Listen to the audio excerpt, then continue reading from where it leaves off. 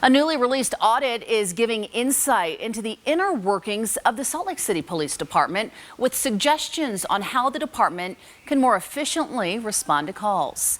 Fox 13's Lauren Steinbrecher explains what the audit found. She's live from the Salt Lake City Public Safety Building tonight. Lauren.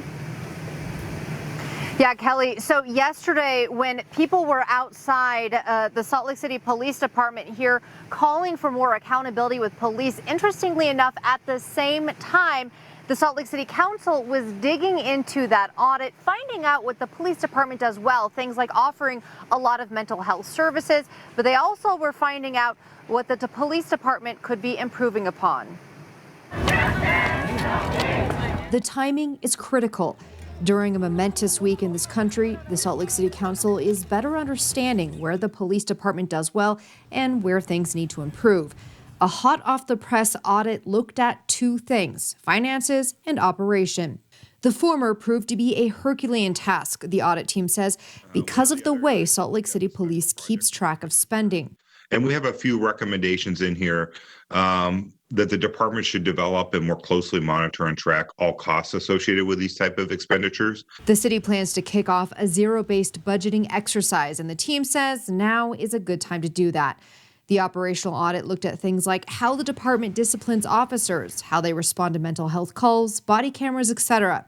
The audit found some of their crisis intervention team staff are working hours when they aren't likely to take mental health calls, with no CIT staff working during peak hours. And you can see clearly by the size of the circles that these events most often occur in the evening to nighttime hours. You have that risk for greater use of force in a mental health crisis situation when those events are most frequently occurring.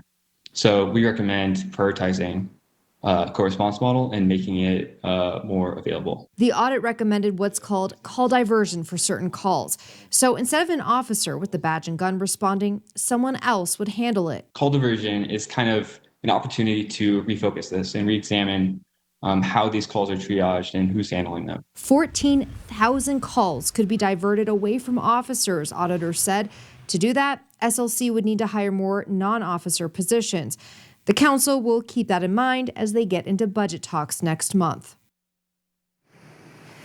Now that the council has had a chance to take a look at this audit, they said they really want the Racial Equity in Policing Commission to look and go over this audit and see what they think of it. So their plan is to send it to them next. Live in Salt Lake City, Lauren Steinbrecher, Fox 13 News, Utah.